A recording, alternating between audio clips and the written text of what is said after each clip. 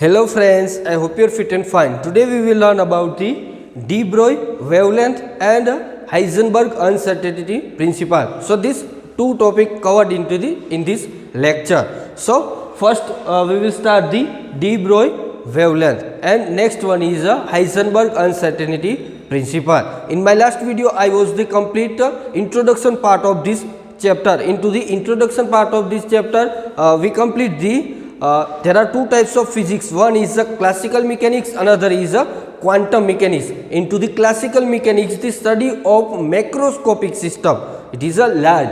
So all the large objects study into the classical mechanics. And next one is the quantum mechanics. Into the quantum mechanics, the study of microscopic system. So this is having a small, whenever small particle, small electron, small proton, all the study of electron, proton and molecule, it consider into this quantum mechanics. Quantum mechanics ની અંદર small particle નો અભ્યાસ કરવામાં આવશે. So this chapter wave mechanics and MO theory, it will be considered in this quantum mechanics because this chapter derived from the quantum mechanics. આ કેમાંથી chapter લેવામાં આવેલું છે?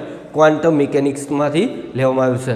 So this all the electron and proton or molecular theory it will B study in two this quantum mechanics. એટલે આપણે micro લેવલે ભણવાનું થશે. Giant particle ઓબ્જેક્ટનો આપણે સ્ટડી કરવાનો છે નહીં. આપણે માઇક્રોસ્કોપિક સિસ્ટમ, માઇક્રોસ્કોપિક ઓબ્જેક્ટ એનો અભ્યાસ કરવાનો છે કે આ ચેપ્ટરની અંદર.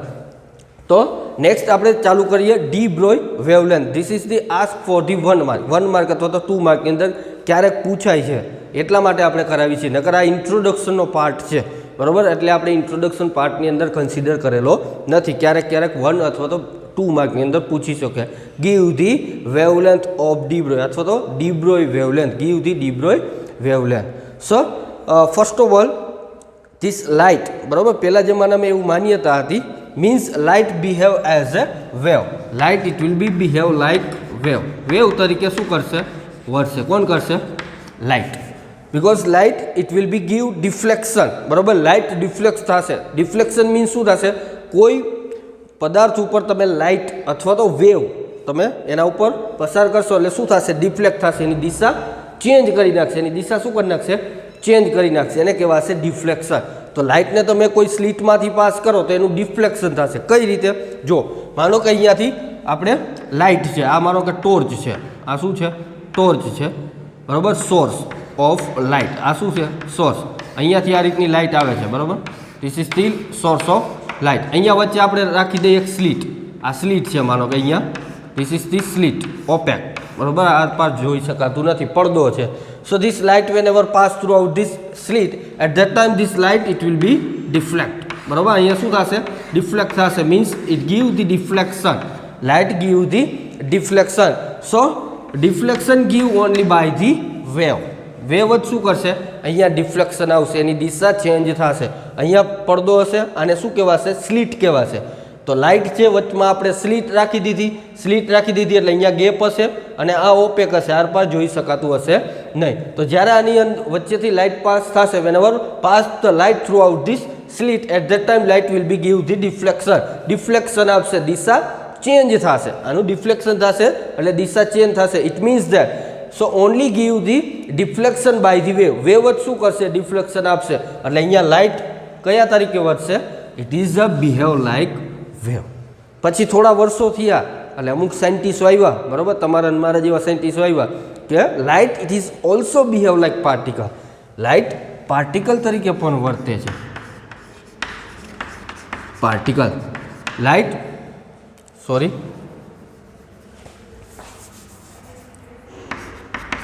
light also behave like particle.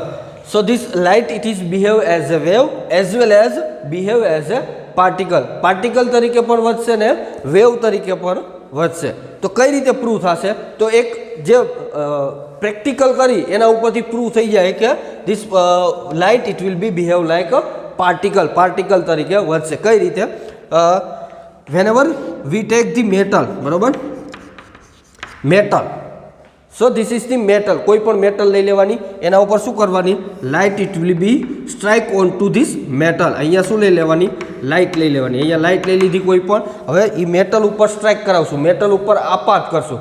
Van ever this light it will be strike on to this metal, at that time metal having a electron into the outer shell orbital. જે મેટલમાં રહેલા આઉટર શેલ ઓર્બિટલની અંદર જે electron હશે એ electron શું કરશે, move કરશે. Move કેમ થશે, because of this light having a photon. Light having a photon. Light કેની બનેલી હશે, ફોટોનની બનેલી હશે. So this photon having some energy, so this photon from the light it will be strike onto this metal. At that time metal having the electron into the outer shell orbital, so this electron it will be transfer. electron શું થશે, transfer થશે, એક જગ્યાએથી બીજી જગ્યાએ move કરશે. Means this metal give the current, it's generate the current. શું આપશે, કરંટ આપશે. તો લાઇટ જ્યારે મેટલ ઉપર આપાત કરશું એટલે મેટલમાં રહેલા ઇલેક્ટ્રોનનું સ્થળાંતર થશે, એટલે એ કરંટ જનરેટ કરશે, કારણ કે લાઇટની અંદર ફોટોન છે, ફોટોનની અંદર એનર્જી છે. તો એ જે ફોટોનની એનર્જી છે એ ટ્રાન્સફર થશે ને કેને આપશે, ઇલેક્ટ્રોનને આપશે. કેમાં રહેલા ઇલેક્ટ્રોનના, મેટલમાં રહેલા ઇલેક્ટ્રોનને. So this photon from the light it is having some energy. So this energy give toward the electron. અહીંયા જે ફોટોન હશે આના ઉપર આપાત થશે એટલે ફોટોનની એનર્જી ઇલેક્ટ્રોન લઈ લેશે અને ઇલેક્ટ્રોન મૂવ થશે, ગ્રાઉન્ડ સ્ટેટમાંથી એક્સાઇટેડ સ્ટેટમાં જશે એટલે મૂવ થશે, એટલે શું થશે, કરંટ જનરેટ કરશે. તો આ પ્રોસેસને કહેવાશે photo electrical effect. This effect it is known as a photo electrical effect because this photo light having a photon, so this photon give the electrical current. એ શું જનરેટ કરે છે, ઇલેક્ટ્રિકલ કરંટ જનરેટ કરે. કારણ કે ફોટોનમાં જે energy છે એ ઇલેક્ટ્રોનને આપે છે એટલે એ ઇલેક્ટ્રોનનું મૂવ થાય, સ્થળાંતર થાય, બરાબર. ગ્રાઉન્ડ સ્ટેટમાંથી એક્સાઇટેડ સ્ટેટમાં, આઉટર શેલ ઓર્બિટલમાં ઇલેક્ટ્રોન રિમૂવ થઈ જશે એટલે કરંટ જનરેટ કરશે. તો કેના દ્વારા ઇલેક્ટ્રિકલ કરંટ જનરેટ થયો, ફોટોન દ્વારા. તો photon give the energy, that's why this process it is known as a photoelectrical effect. So photoelectrical effect give only by the particle જ આ ફોટો ઇલેક્ટ્રિકલ ઇફેક્ટ આપશે, બીજા કોઈ આપશે નહીં. સો here light behave as A particle. તો અહીંયા light કઈ તરીકે વધશે, પાર્ટિકલ તરીકે વધશે. એવું કોને પ્રૂવ કર્યું, આલ્બર્ટ આઇન્સ્ટાઈને પ્રૂવ કર્યું. લાઇટ બિહેવ એઝ એ પાર્ટિકલ. તો પહેલા જમાનામાં એવી માન્યતા હતી લાઇટ વેવ તરીકે જ વધશે, કારણ કે એનું ડિફ્લેક્શન થશે એટલે વેવ તરીકે વધશે. પણ light it is also behave like particle. So this prove by this photo electrical effect દ્વારા ખબર પડી ગઈ કે પાર્ટિકલ તરીકે પણ વધશે. તો જે એ આઇન્સ્ટાઈને પ્રૂવ કરી દીધું કે light it is behave like a particle, તો પાર્ટિકલ તરીકે વધશે. સો અહીંયા વેવ તરીકે વધશે, અહીંયા પાર્ટિકલ તરીકે વધશે. તો light it is a having a dual in nature. બંને નેચર હશે, એનો પાર્ટિકલ તરીકે પણ વધશે અને વેવ તરીકે પણ વધશે. So this light having a dual in nature it is a behave as a wave as well as particle. Wave તરીકે પણ વધશે અને પાર્ટિકલ તરીકે પણ વધશે. સો હિયર કારણ કે જો ડિફ્લેક્શન થશે એટલે એ વેવ હશે અને જો ફોટો ઇલેક્ટ્રિકલ ઇફેક્ટ આપશે તો પાર્ટિકલ હશે. એટલે લાઇટ બંને એકી સાથે નહીં હોય, ક્યારેક વેવ તરીકે વધશે, ક્યારેક પાર્ટિકલ તરીકે વધશે. So light having a dual in nature,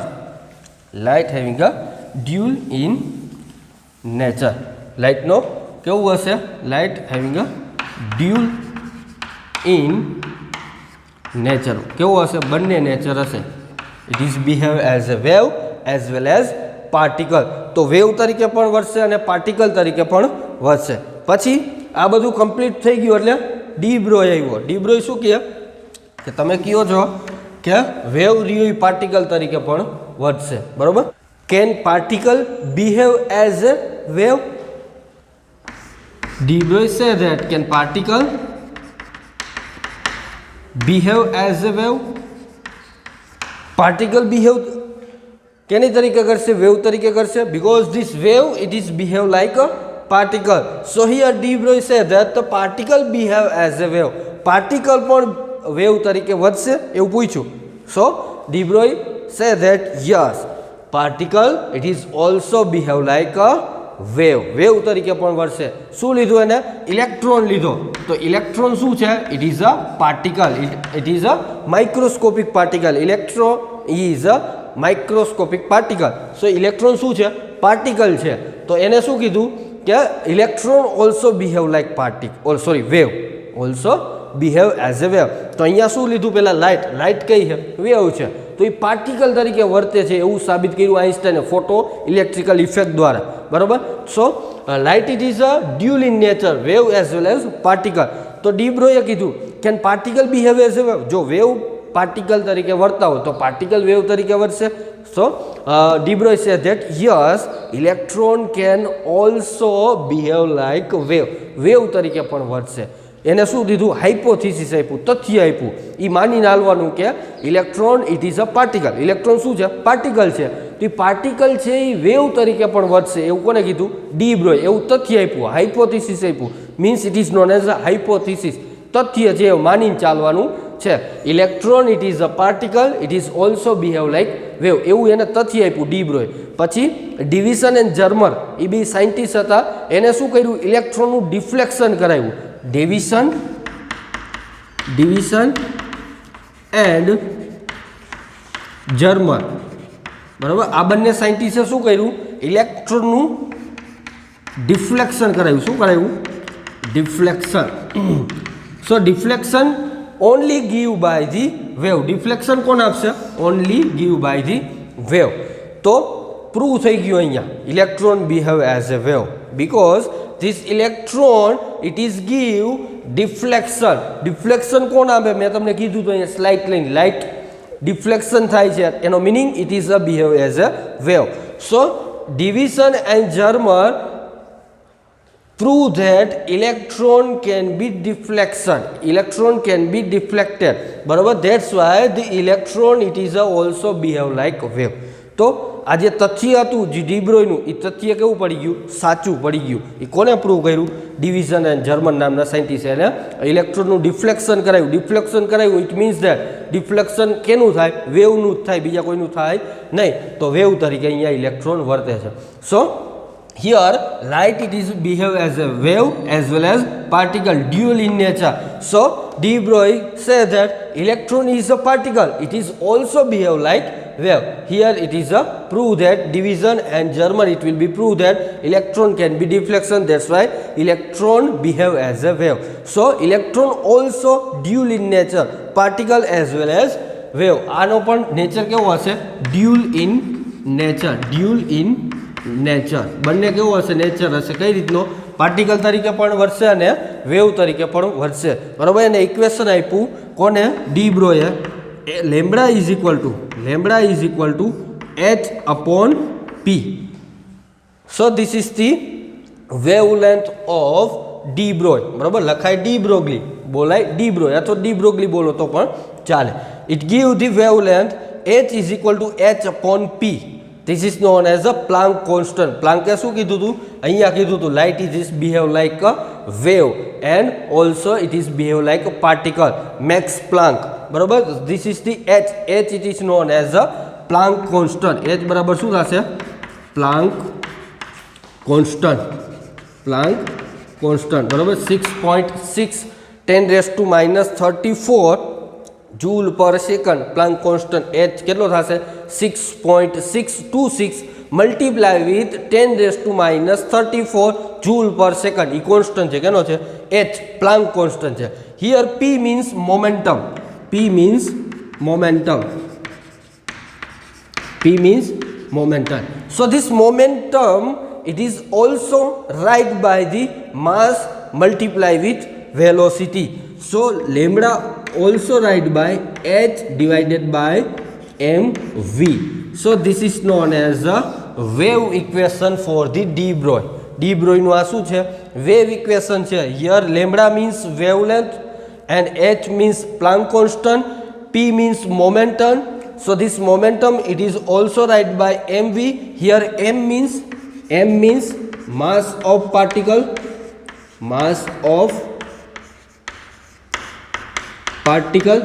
and v means velocity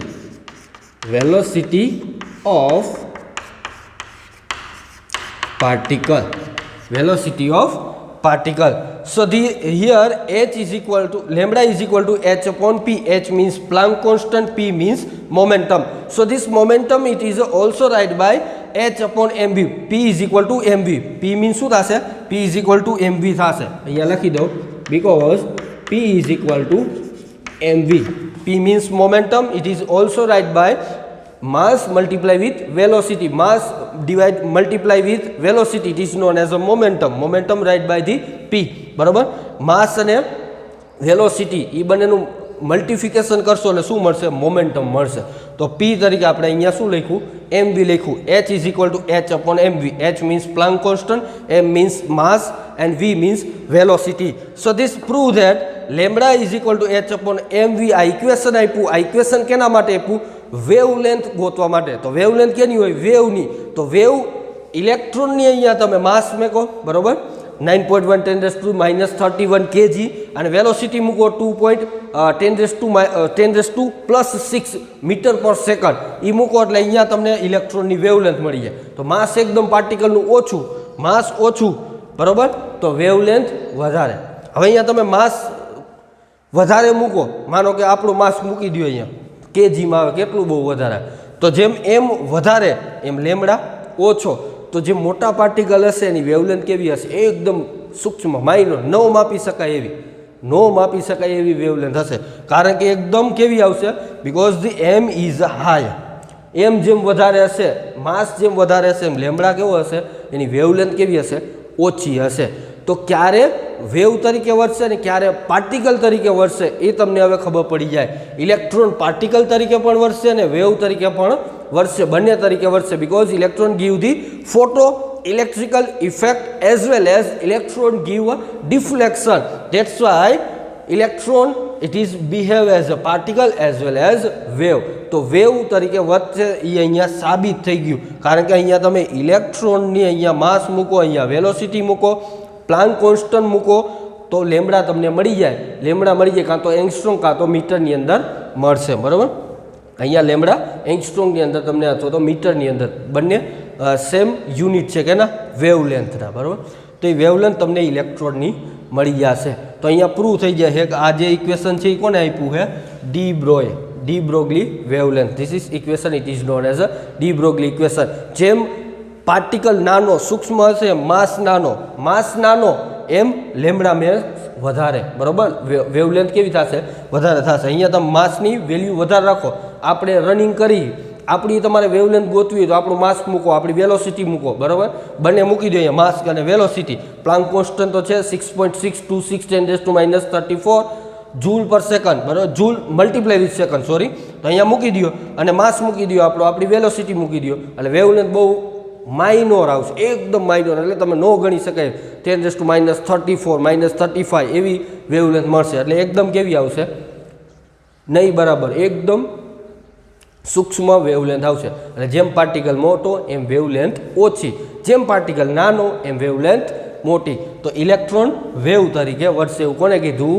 D Broglie. So this equation it is known as a de Broglie equation. 1 માર્કની અંદર ક્વેશ્ચન પૂછે તો તમારે કંઈ નથી લખવાનું, આટલું જ લખવાનું. આ કાંઈ કથા કરવાની છે નહીં. લાઇટ પાર્ટિકલ તરીકે વર્તશે અને વેવ તરીકે ડ્યુઅલ ઇન નેચર છે એ યાદ રાખવાનું છે. આ તમને સમજાયું કે light behave as a wave as well as particle. Can particle behave as a wave? Can particle behave like wave? Yes, of course. It is said by the de Broglie. It is say that electron is a particle. That's why it is also behave like wave.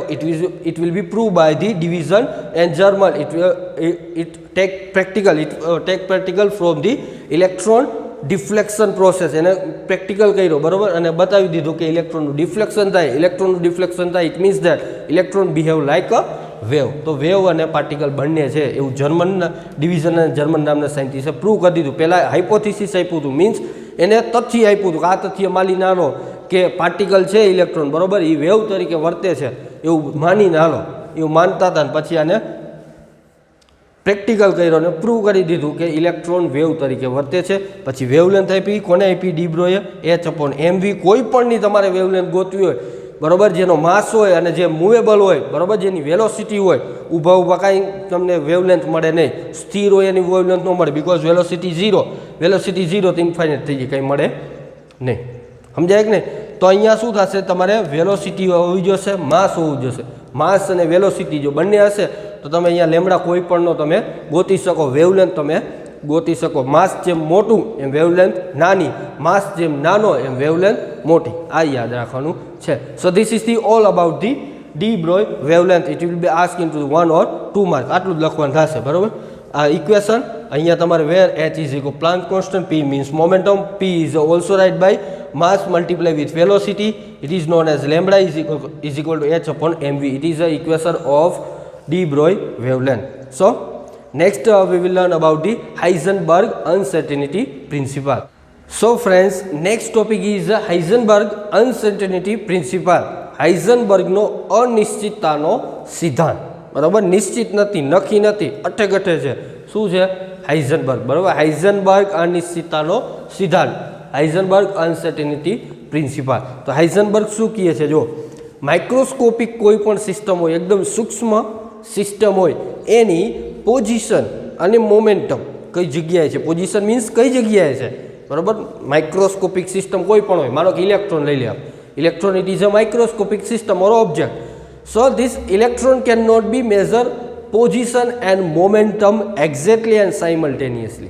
Means શું કીધું? જો electron છે એક microscopic system છે, એની position કઈ સ્થળે છે ઉપલબ્ધ છે, પોઝિશન મીન્સ કઈ સ્થળે છે, અને એની મોમેન્ટમ શું છે, માસ અને વેલોસિટી શું છે, એ બંને એકી સાથે ખબર પડશે નહીં. પોઝિશન એટલે સ્થિતિ, કઈ જગ્યાએ છે, સ્થળ કયું છે, એ સ્થળ, પોઝિશન અને momentum means mass and velocity. It can not be measure simultaneously and exactly. Simultaneously means એકી સાથે તમે મેઝર કરી શકશો નહીં. શું નહીં મેઝર કરી શકશો? Position and momentum. So this position and momentum.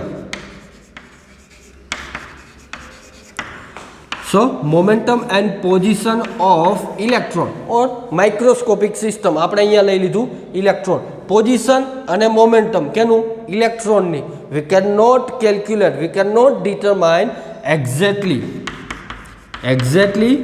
and simultaneously. Simultaneously means શું થશે? એક સાથે. exactly means fixed, પ્યોર, બરાબર, એક્ઝેક્ટલી મીન્સ ફિક્સ. તો એકી સાથે અને ફિક્સ્ડ ઇલેક્ટ્રોનની પોઝિશન અને મોમેન્ટમ તમે જાણી શકશો નહીં. શું કહે? ઇલેક્ટ્રોનની પોઝિશન કઈ જગ્યાએ છે, મોમેન્ટમ મીન્સ એનું મોમેન્ટમ શું છે, માસ અને વેલોસિટી શું, મલ્ટિફિકેશન એટલે મોમેન્ટમ, પી મીન્સ મોમેન્ટમ. તો મોમેન્ટમ અને પોઝિશન કેની? ઇલેક્ટ્રોનની તમે એક્ઝેક્ટલી એટલે ફિક્સ્ડ અને સાયમલ્ટેનિયસલી મીન્સ એકી સાથે તમે માપી શકશો નહીં. પરફેક્ટ તમને જવાબ નહીં મળે, બરાબર, વાકો ચૂકો જવાબ મળશે. કઈ રીતે? હું તમને એક એક્ઝામ્પલ આપું એટલે વધારે ખ્યાલ આવે. માનો કે અહીંયા ઇલેક્ટ્રોન છે, એનું માસ તમને ખબર છે, ઇલેક્ટ્રોનનું માસ ખબર છે, ઓકે, એની વેલોસિટી ખબર એટલે તમને શું ખબર છે? મોમેન્ટમ તમને પરફેક્ટ ખબર છે, આનું મોમેન્ટમ ખબર ઇલેક્ટ્રોન, કારણ કે માસ અને વેલોસિટી છે, મોમેન્ટમ ખબર છે. તો એનું તમે પોઝિશન, કઈ જગ્યાએ ઇલેક્ટ્રોન ઘૂમે છે, ગરબે ઘૂમે છે, એ તમને ખબર પડશે નહીં, કારણ કે તમને અહીંયા શું ખબર છે? મોમેન્ટમ ખબર છે. એટલે તમે એની પોઝિશન, એક્ઝેક્ટલી તમે પોઝિશન કઈ જગ્યાએ છે ગોતી શકશો નહીં, કારણ કે સાયમલ્ટેનિયસલી મીન્સ એકી સાથે. we cannot determine the position and momentum of electron exactly and simultaneously. Pure અને એકી સાથે તમે ક્યારેય પોઝિશન અને મોમેન્ટમ ઇલેક્ટ્રોનનું માપી શકશો નહીં, ડિટરમાઇન કરી શકશો નહીં. એવું કોને કીધું? મહેનત કીધું. કોને કીધું? હાઇઝનબર્ગે કીધું. તો આ હાઇઝનબર્ગનો અનિશ્ચિતતાનો સિદ્ધાંત છે. શું લખવાનું પૂછાય 1 માર્કની અંદર? તો શું લખશો? Position and momentum of electron. Position and momentum લખી નાખજો, હું અહીંયા લખતો નથી. Position and momentum of electron can not be determined exactly and simultaneously means ગુજરાતીમાં અહીંયા લખવું એટલે લખી નાખવાનું એક સાથે. Exactly means fixed, position means સ્થળ, અને momentum means mass multiply with velocity, mass અને વેલોસિટી મલ્ટીપ્લાય કરશો એટલે મોમેન્ટમ મળશે. તો મોમેન્ટમ અને પોઝિશન ઇલેક્ટ્રોનનું માઇક્રોસ્કોપિક સિસ્ટમ, અહીંયા આપણે ઇલેક્ટ્રોન લઈ લીધો બરાબર. માઇક્રોસ્કોપી એટલે એકદમ સૂક્ષ્મ હશે, એની જગ્યા અને એનું મોમેન્ટમ તમે એકી સાથે અને એક્ઝેક્ટલી ફિક્સ જાણી શકશો નહીં. એવું કોણે કીધું? હાઇઝનબર્ગે. સો this is known as the Heisenberg uncertainty principle. Is position and momentum of the electron cannot be determined exactly and simultaneously. It is known as the Heisenberg uncertainty principle. So this is the all about the de Broglie wavelength and Heisenberg uncertainty principle. I hope easily understand for all of these things for the de Broglie wavelength and Heisenberg uncertainty principle. So thank you.